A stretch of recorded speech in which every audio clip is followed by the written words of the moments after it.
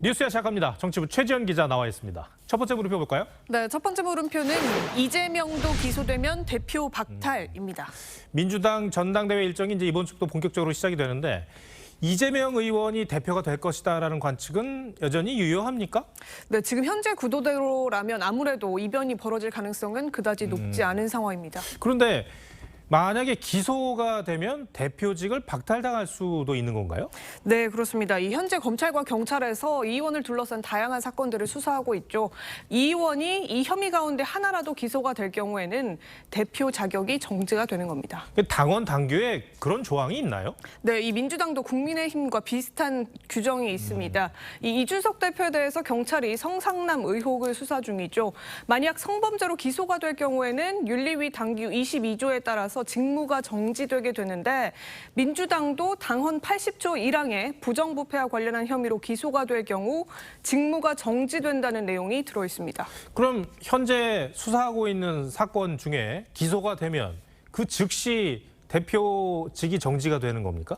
예, 꼭 그렇지만은 않습니다. 이 의원은 뇌물이나 개발 이익을 직접 받았다는 정황 아직까지는 없는 상황이죠. 또 배임이나 직권남용 혐의로만 기소가 될 경우에는 부정부패에 해당하지 않을 수도 있습니다. 또 80조 3항을 보면 정치 탄압 등 부당한 사유로 인정이 될 경우에 대해서는 징계 처분을 취소할 수 있다 이런 규정도 있습니다.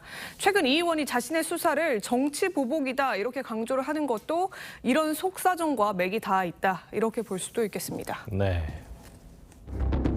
수사는 밀행이 원칙인데 동네 선무당 동네 구타듯 하고 있어요. 아마 저한테 먼지만큼의 흠결이라도 있었으면 이미 난리가 났겠지요. 물론 전당대회 선거 과정이기 때문에 후보들 간의 정치적 공방은 이해를 하겠습니다만 근데 실제로 다른 주자들 사이에서 이재명 의원의 사법 리스크가 당 대표직을 수행하는데 문제가 있을 것이다라고 생각하고 있지 않습니까? 그래서 친문계 강병원 의원은 법카 유용 의혹도 부당한 정치 보복이냐면서 비꼬기도 했습니다.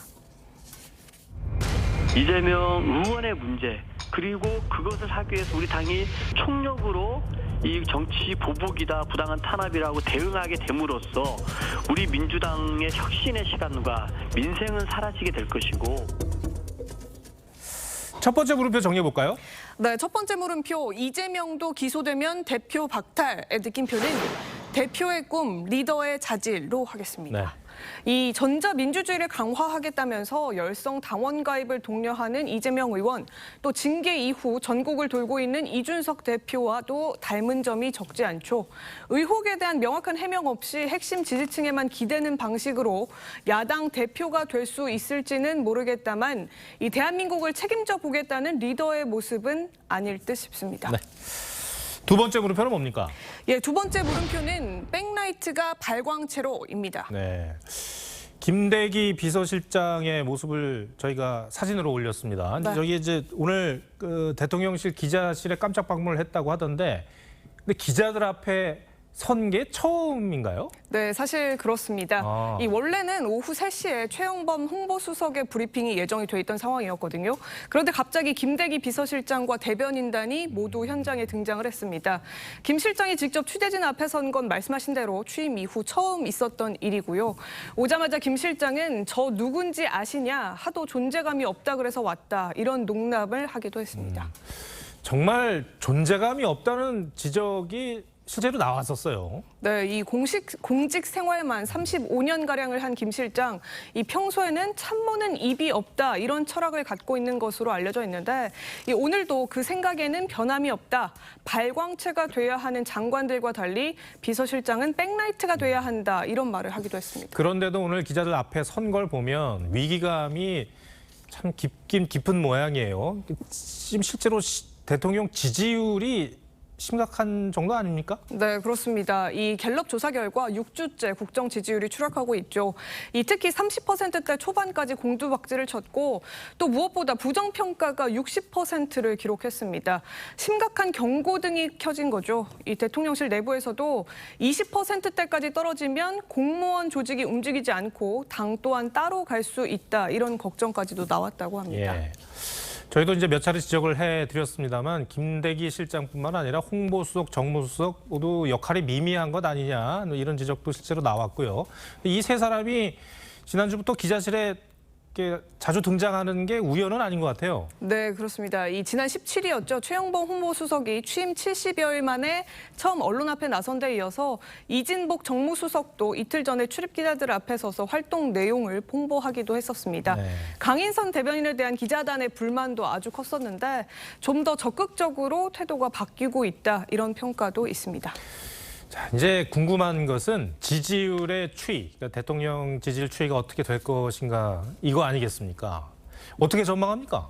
예, 뭐 예단을 할 수는 없겠습니다만 이 지난 16일부터 18일까지 그리고 또 19일부터 21일까지 진행된 두 가지 여론조사 결과를 살펴보면 네. 국정 지지도가 긍정 평가에서 소폭 반등하거나 하락세가 멈추는 양상을 보였습니다. 논란이 컸던 도어 스태핑이 좀 더 정제화돼가고 있다는 점도 평가가 되고 있고 또 미흡한 부분도 있었지만 대우조선 해양 협상이 타결되면서 위기 관리 능력도 어느 정도 평가를 받을 것으로 보입니다. 이 다만 내주 대정부 질의에서 사적 채용 논란과 같은 휘발성 있는 이슈가 추가로 불거지게 될 수도 있어서 대통령실도 마냥 안심하지는 못하는 분위기라고 합니다. 네. 두 번째 물음표도 정해볼까요? 예, 두 번째 물음표 백라이트가 발광체로의 느낌표는 일만 잘하면 발광체라도라고 하겠습니다.